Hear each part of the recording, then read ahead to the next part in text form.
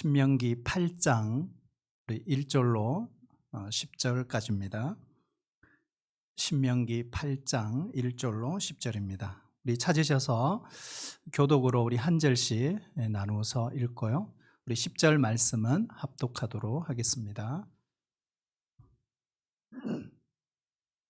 신명기 8장 1절입니다. 내가 오늘 명하는 모든 명령을 너희는 지켜 행하라. 그리하면 너희가 살고 번성하고 여호와께서 너희의 조상들에게 맹세하신 땅에 들어가서 그것을 차지하리라.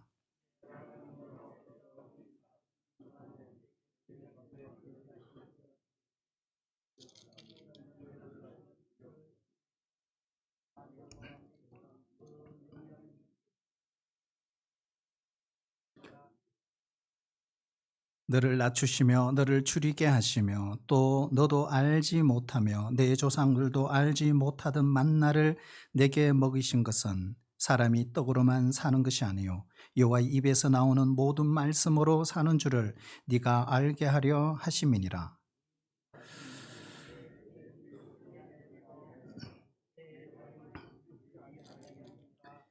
너는 사람이 그 아들을 징계함 같이 내 하나님 여호와께서 너를 징계하시는 줄 마음에 생각하고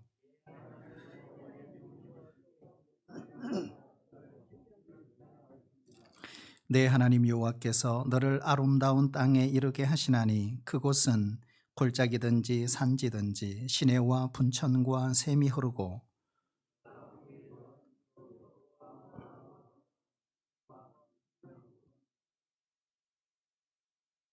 네가 먹을 것에 모자람이 없고 네게 아무 부족함이 없는 땅이니 그 땅에 돌은 철이요 산에서는 동을 캘 것이라. 내가 먹어서 배부르고 내 하나님 여호와께서 옥토를 내게 주셨으므로 말미암아 그를 찬송하리라. 아멘. 우리 한번 따라해 주실래요? 광야의 축복. 여러분, 광야에서 무슨 축복이 있을까 생각하지만 오늘 하나님께서는 우리 광야에서 누리는 하나님의 축복이 있다라고 말씀하고 계십니다. 우리 14세기에 단테라는 사람이 신곡이라는 글을 적었습니다. 그의 나이 35세 때입니다.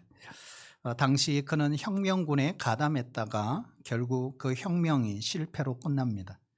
언제 체포되어 죽을 줄 모르는 그러한 시련의 시간을 겪고 있을 때 쓴 책이 바로 단테의 신곡입니다. 그래서 그 책을 보면 이 책이 읽기가 쉽지 않습니다. 그런데 먼저 1편, 지옥편부터 적어요. 지옥편. 그래서 어쩌면 이 단테의 신곡은 이 단테 자신의 삶을 우리에게 잘 표현해 주고 있습니다. 19년 동안 망명 생활하면서 정말 어려운 시간을 보내게 됩니다. 그러면서 이런 단테의 자신의 심령을 반영하듯이 그는 서문에 첫 글을 적으면서 대서사시를 이렇게 시작하고 있습니다. 나는 인생 여정의 한 복판에서 길을 잃어버렸다. 캄캄한 숲속에서 나를 다시 밝은 곳으로 인도할 자가 누구인가 그랬어요. 우리가 인생의 길을 잃고 헤매이는 사람이 14세기 바로 이 단테 한 사람뿐일까요? 오늘 이 시대에 코로나와 오미크론으로 인하여 우리 삶이 어쩌면 인생길을 잃고 헤매고 있는지도 모릅니다. 우리 청년들은 나름대로 꿈을 꾸고 있지만 그 꿈을 이루기 위해서는 너무나 높은 장벽이 우리 앞에 놓여 머뭇거리기도 합니다.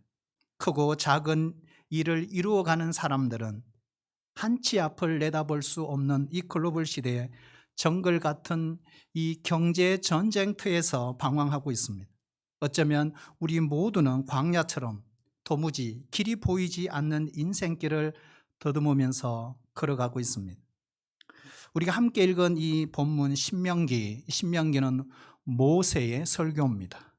어쩌면 모세의 유언과 같은 설교입니다.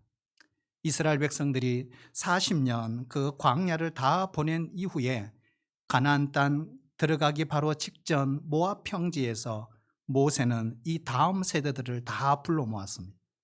그리고 그들에게 당부하는 말씀이 신명기입니다. 모세는 새로운 세대를 향해서 이렇게 묻고 있습니다. 부모 세대가 왜 40년간 광야에서 힘들게 방황했는지 아는가? 이걸 묻고 있어요. 길이 멀어서도 아니고 목적지를 몰라서도 아니라는 것입니다. 이유는 딱 한 가지입니다. 바로 하나님의 말씀에 순종하지 않았기 때문이다. 그래서 신명기는 모세를 통해 처음부터 끝까지 이 부분을 강조하고 있습니다. 우리 인생은 종종 광야 생활에 비유를 합니다. 우리는 모두 지금 이러한 광야의 길을 걷고 있습니다. 우리가 지형적인 광야도 있지만 환경적인 광야도 있습니다. 그래서 오늘 이 말씀을 통해 지형적인 광야를 통해 우리 일상에 찾아오는 이러한 환경적인 광야를 우리가 누리면서 주시는 하나님의 축복이 있는 것입니다. 첫 번째로 따라볼까요? 순종의 축복. 자, 우리가 광야길을 걸으면서 하나님이 우리에게 주시는 축복이 있어요. 그것은 순종의 축복입니다. 결론적으로 말하면 이 광야를 통해 하나님은 우리가 말씀에 순종하기를 원하신다는 거예요. 오늘 1절 말씀에 보면 내가 오늘 명하는 모든 명령을 너희는 지켜 행하라 그랬습니다. 비록 광야 같은 인생길을 살지만 말씀에 순종하면 하나님께서 우리의 인생의 길에 복을 주신다라는 것입니다. 광야 생활은 어디서 살든지 광야라는 것은 불확실하고 불편하고 부족함이 있습니다. 때로는 생각지 못했던 돌발 상황이 벌어질 수도 있습니다. 사실 이 광야는 영원히 살 곳이 아닙니다. 잠시 지나가는 곳입니다. 이스라엘 백성들에게 이 광야 생활은 바로 약속의 땅 가나안이 있기에 광야 생활이 의미가 있는 것입니다. 우리도 마찬가지죠. 바로 이 광야에서 잘 사는가를 기준으로 하나님의 그 복을 이야기하면 안 됩니다. 우리 인생의 복은 결국 저 영원한 천국을 전제로 하고 있느냐를 따져 보아야 합니다. 말씀에 순종할 때 하나님은 우리에게 가나안 땅을 향하여 제대로 갈 수 있도록 복을 주신다는 것입니다.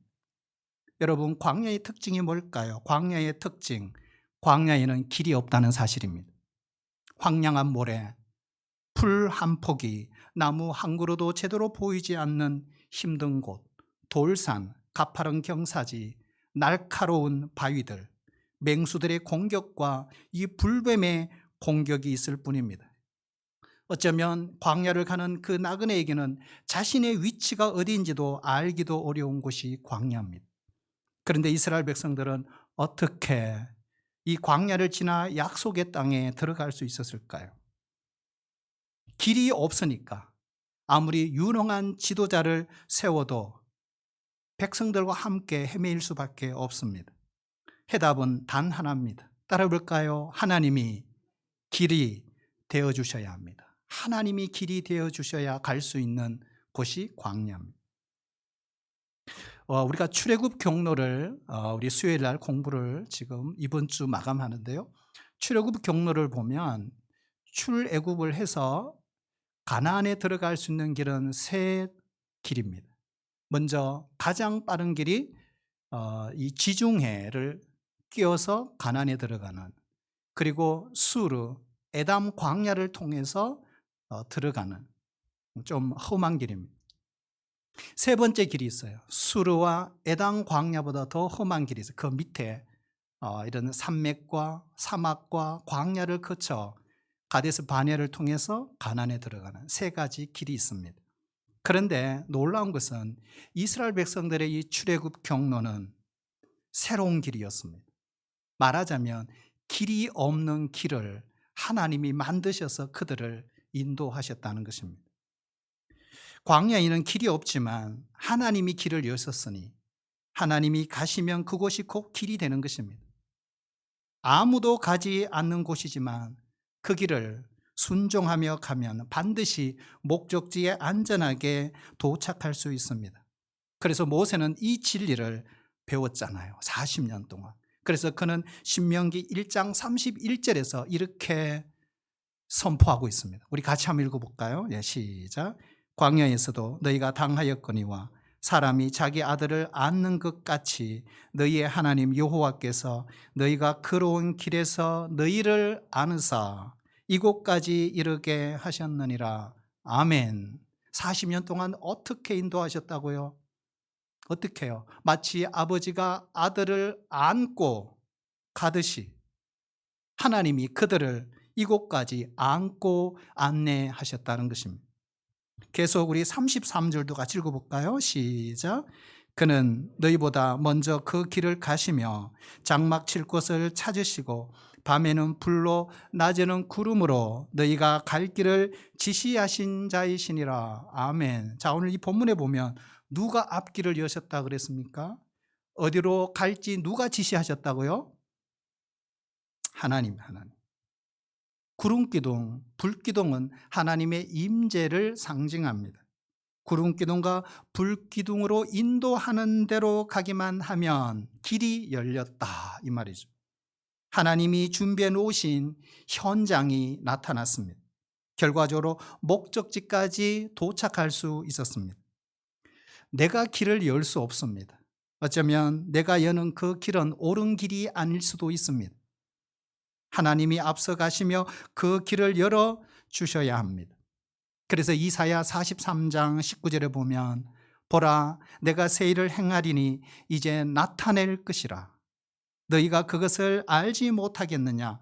반드시 내가 광야의 길을 사막의 강을 내리니. 우리 하나님이 어떤 분이시라고요? 새 일을 행하시는 분이십니다. 우리 하나님은 광야의 길을 내시고 사막의 강을 여시는 하나님이십니다. 여러분 믿으십니까? 하나님이 바로 하시는 일의 방법입니다. 우리는 길이 막히면 포기하기도 하고 돌아가기도 합니다. 그러나 우리 하나님은 아예 없는 길을 만드시는 분이십니다. 불가능해 보이는 그 길이 있습니다. 누가 봐도 불가능한 상황이지만 하나님은 전혀 없던 길을 뚫어버리시는 분이십니다. 그것이 바로 홍해의 사건입니다. 홍해가 가로막고 섰을 때 이스라엘 백성들 앞에서는 둘 중에 하나를 선택해야 될 운명입니다. 물에 빠져 죽든지 이집트 군대에게 칼에 찔려 죽든지. 그런데 우리 하나님은 아예 전혀 다른 길을 여셨습니다. 이분이 바로 우리가 믿고 계시는 하나님이십니다. 어떤 선교사님이 선교지를 답사할 때 깊은 정글에서 길을 잃어버렸습니다. 그래서 할 수 없이 그 지역의 원주민 한 분을 가이드로 돈을 들이고 고용을 했습니다. 안내하는 대로 따라가는데 계속 이상한 곳으로 가는 것입니다. 이 길이 맞나? 그래서 그 가이드에게 이 선교사님이 이렇게 질문했습니다. 당신 도대체 길은 알고 가느냐고. 당신도 길을 잃어버린 것 아니냐고. 그럴 때 이 원주민이 웃으면서 이렇게 선교사님 말했어요. 선교사님, 정글에는 길이 없어요. 내가 가는 길이 길입니다. 사랑하신 여러분, 우리가 말씀을 따라 살면 어떤 광야길을 만나더라도 길이 열립니다. 취업, 진학, 배우자, 상처, 사고, 가족관계, 때로는 직장의 동료 관계로 진퇴양난에 빠질 수도 있습니다. 앞날을 알고 가는 사람은 아무도 없습니다.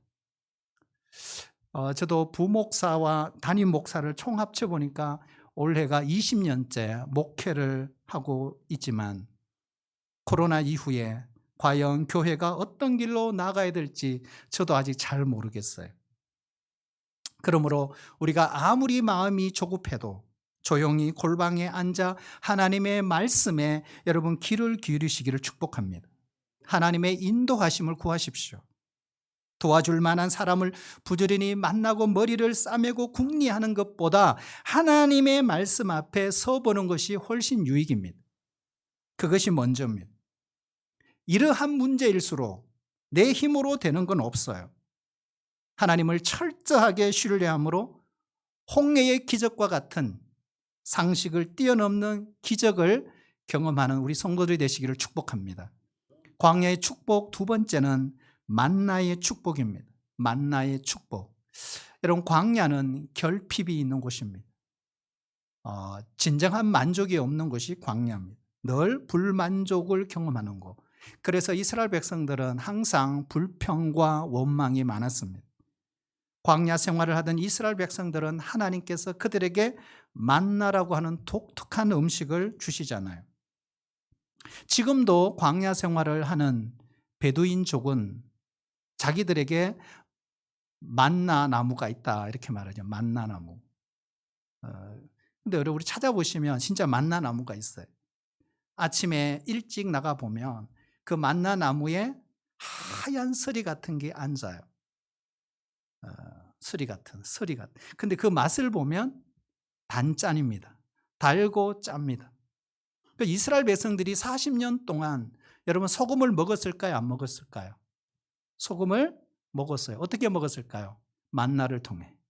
사람은 소금을 먹지 않으면 죽습니다. 그런데 이 만나가 어떻게 해요? 달면서 짜요. 단짠입니다. 우리가 만나 하면 마치 하늘에서 빵가루가 떨어지듯이 우린 그렇게 생각을 했잖아요. 그렇지가 않아요. 하나님께서 이렇게 그들을 먹이셨다.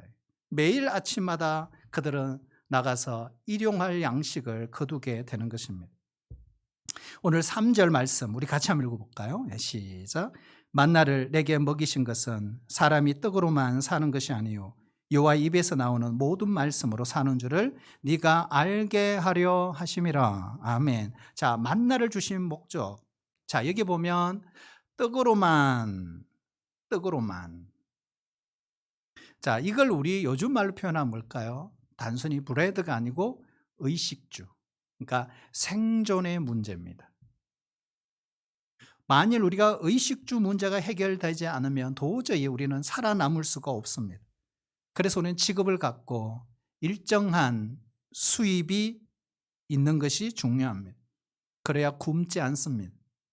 그래야 집도 장만하고 옷도 사고 우리 자녀들을 교육시킬 수 있습니다. 그래야 취미생활도 하고 문화생활도 할 수 있습니다. 더 나은 수준을 위해서 때로는 공부도 합니다. 그리고 다른 것도 생각해 볼 수 있습니다. 결국에는 이런 생존의 문제가 해결이 되어야 편안하고 안정적인 삶을 살 수가 있습니다.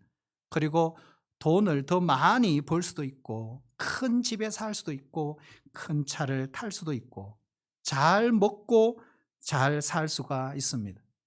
이것 우리는 떡을 향한 우리 인생의 여러 가지 중요한 의식주의 문제입니다. 자, 그런데 문제가 있어요. 문제는 오늘 말씀처럼 떡만 먹어서는 만족이 없다는 사실입니다. 이러한 삶을 사는 우리 인간들에게 참된 만족이 어디서 오는가를 가르치시기 위하여 만나를 먹이셨다 하는 것입니다. 우리가 익히 아는 대로 이 만나는 매일매일 하늘에서 내리는 것입니다. 먹을 것을 구할 수 없는 광야. 아침마다 그들은 아침 일찍에 나가 하늘에서 하나님 주시는 그 먹을 것을 거두어 왔습니다. 우리가 출애굽기 말씀에 보면 처음에 이 만나가 떨어졌을 때 이 사람들의 반응, 헛이지? 이것이 무엇이지? 그들은 너무 신기하게 생각했습니다.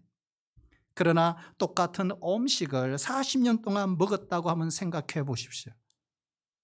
원래 이 만나는 대략 한 2달 정도 하나님이 그들에게 주시고자 했던 비상식량과 같았습니다. 어쩌면 출애굽 경로도를 따라갔을 때에는 이집트에서 시내산까지 2개월, 시내산에서 1년 3개월, 1년 5개월, 그리고 가데스 바네아에서 가나안까지 들어가는데요. 거의 1개월도 그러지 않습니다. 그래서 1년 6개월이면 충분한 그 정도의 비상식량이 만나였던 것입니다. 그런데 문제는 이 이스라엘 백성들에게 믿음이 없어서 가나안 코앞에서 그들은 돌이켜 다시 광야 생활을 시작했습니다. 그것이 바로 가데스 바네아의 징계였던 것입니다. 그때부터 이스라엘 백성들은 40년 동안 만나를 먹었어요. 정확하게 말하면 가데스 바네아에서부터 38년입니다. 그런 맛없는 음식을 먹었으면서도 40년 동안 이 광야 생활을 하게 하신 이유가 뭘까요? 바로 광야를 지날 때 떡만 먹어서는 만족할 수 없다는 것입니다. 오늘 말씀하신 것처럼 말씀을 먹어야 진정한 만족이 있음을 가르쳐 주는 것입니다. 여러분, 예수님도 이 만나를 통해 우리에게 주시는 말씀이 뭐예요? 생명의 말씀이죠. 그래서 매일 먹어야 되는 거예요. 그래야 말씀을 먹어야 진정한 만족이 있다는 거예요. 현실에서도 우리 이걸 확인할 수 있습니다. 예를 들어 떡, 우리 생존을 위해 가장 필요한 게 뭘까요? 돈이잖아요. 돈. 여러분, 돈을 천문학적으로 쌓아놓은 재벌이 진정한 만족을 누리며 살까? 헐리우드의 수많은 배우들을 보십시오. 아무것도 부러워할 것이 없는 그들 보세요. 근데 왜 약물을 합니까? 왜 도박을 합니까? 왜 알코올 중독에 빠집니까? 세상에서 몸으로 누릴 만한 모든 것 한계 없이 누려보았지만 거기에는 진정한 만족이 없었기 때문에 그렇습니다. 전도서 5장 10절 우리 같이 한번 읽어볼까요? 시작.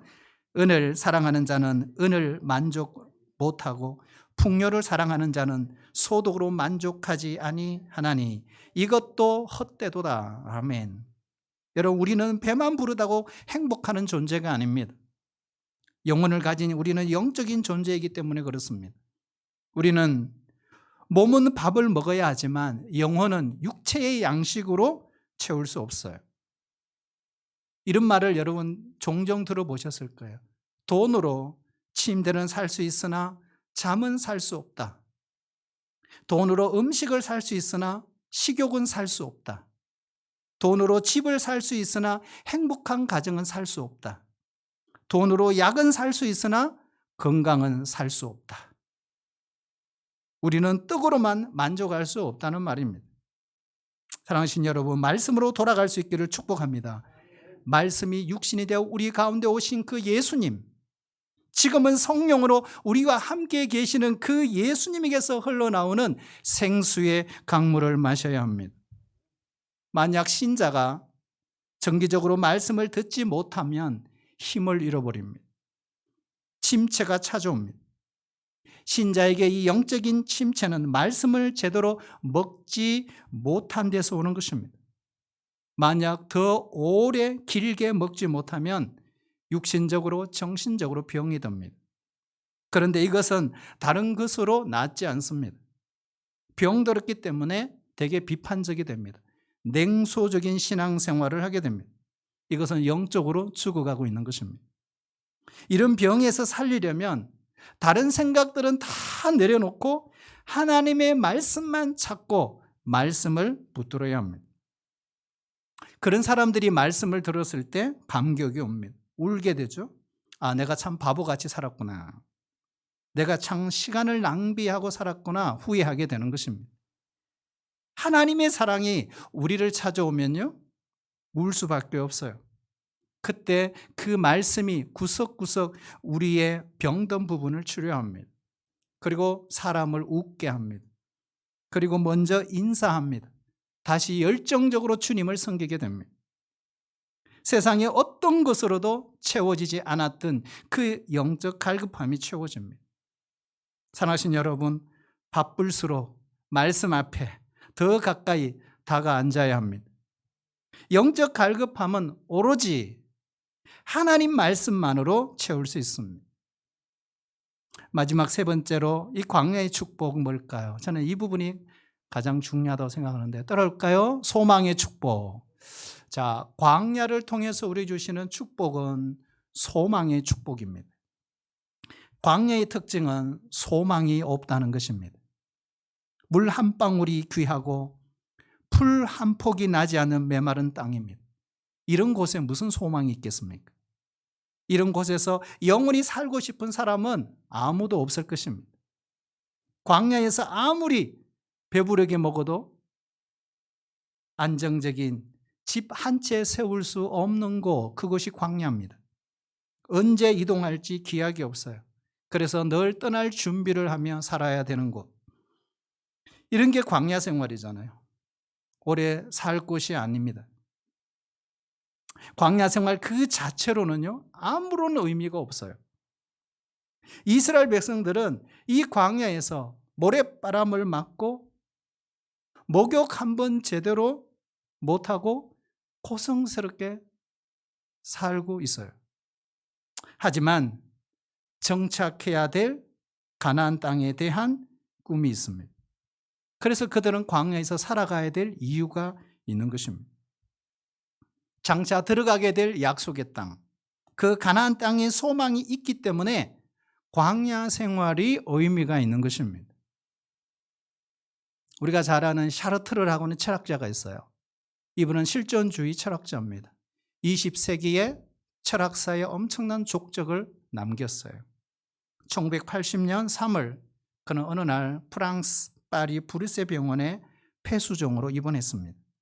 그는 병원에서 한 달을 발악을 했습니다. 찾아온 사람들을 향하여 고함을 치고 절규했습니다. 샤르트르에게 죽음은 바로 불안과 공포로 가득하게 만들었습니다. 그는 자유에 대한 많은 글을 남겼어요. 그리고 현대인들에게 큰 감동을 주었습니다. 하지만 그의 마지막은 실로 비참했습니다. 1980년 4월 16일 입원한 지 한 달 만에 몹시 괴로워하다가 병원에서 세상을 떠났습니다.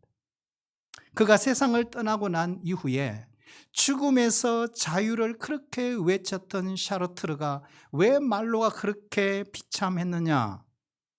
이유가 뭐냐? 많은 독자들이 이런 글을 썼다고 합니다. 그의 말로가 그렇게도 비참했던 이유는 단 한 가지다. 돌아갈 고향이 없었기 때문이다. 그랬어요. 샤르트르에게 진정으로 돌아갈 고향이 없었습니다. 반면에 독일 고백교회의 디트리트 보네프 목사님이라는 분이 계십니다. 그는 신학자입니다. 2차 세계대전 중에 나치에 항거하다가 독일 수용소에 갇혀 죽음을 기다리고 있었습니다. 어느 날 한 간수가 갑자기 문을 두드렸습니다. 그리고 보네프 목사님은 직감했습니다. 자신의 마지막 순간이 다가왔구나. 그는 벌떡 일어나 감방에서 그 동지들에게 이렇게 마지막 인사를 나눕니다. 동지 여러분, 이제 나에게는 죽음이 왔습니다. 그러나 기억하십시오. 이것은 마지막이 아니고 시작입니다. 주님께서 나를 위해 예비하신 아버지 집에서 만날 때까지 여러분 안녕히 계십시오. 이렇게 마지막 인사를 남기고 감방에서 나가는 그의 뒷모습을 봤던 동지들, 그리고 그 감방에 같이 있었던 수많은 사람들이 그의 놀라운 평안과 기쁨에 넘치는 것에 감동을 받았습니다. 마지막까지 하나님을 신뢰하는 그 사람의 모습에 큰 충격을 보았던 것입니다. 사랑하신 여러분, 결국 보네프 목사님은 돌아갈 고향이 있었다는 것입니다.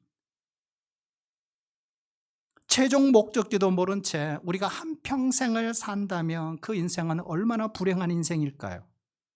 그러나 우리가 하나님의 말씀에 귀를 기울이고 그 말씀에 순종한다면 인생의 마지막 도착지가 있음을 알게 됩니다.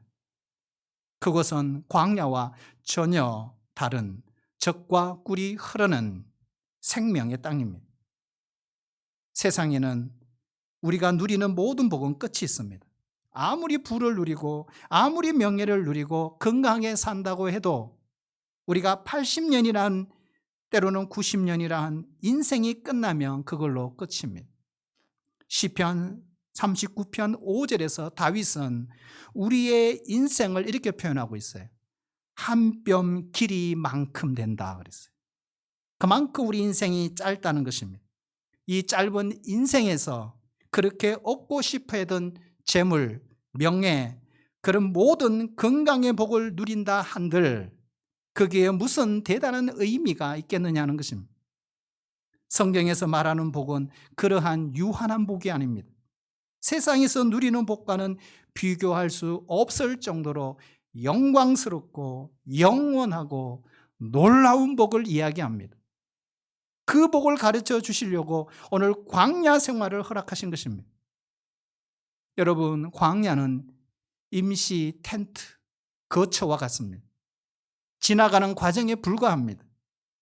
예를 들어 망망대해에 떠있는 그 유람선이 아무리 초호와 유람선이라고 할지라도 거기서 나오는 맛있는 음식을 먹고 비싼 요리를 먹고 음악에 맞추어 춤을 춘다 할지라도 돌아갈 항구가 없다면 그 배는 아무런 의미가 없습니다.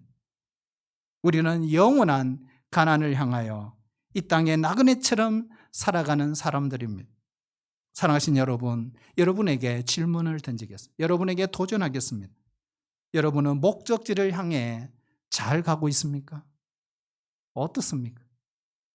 비록 광야 생활이지만 이 말씀에 순종할 때 우리는 우리의 인생길이 열릴 것입니다.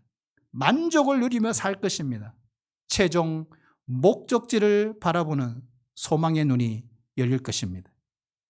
이 광야 생활 다 끝나는 그날 저 영원한 천국에서 함께 영원한 은혜를 누리며 살아가는 우리 모든 성도들 되시기를 주의 이름으로 축복합니다. 하나님 아버지, 우리 주변에는 죽음과 고통과 상처와 아픔과 사고로 얼마나 많은 사람들이 어려움에 처해 있는지 모릅니다. 산다는 그 자체가 너무나 어렵고 힘듭니다. 하지만 이 광야의 시간을 하나님을 더욱 신뢰하는 훈련의 시간이 되게 하여 주시옵소서. 비록 광야의 시간에 살지만 하나님의 말씀을 떠나지 않게 하시고 매일 하나님을 바라보게 하여 주시고 나의 구간을 최선을 다하여 달려가 최종적인 영원한 천국문으로 들어가는 우리 모든 성도들 되게 인도하여 주옵소서. 예수님의 이름으로 기도하옵나이다. 아멘.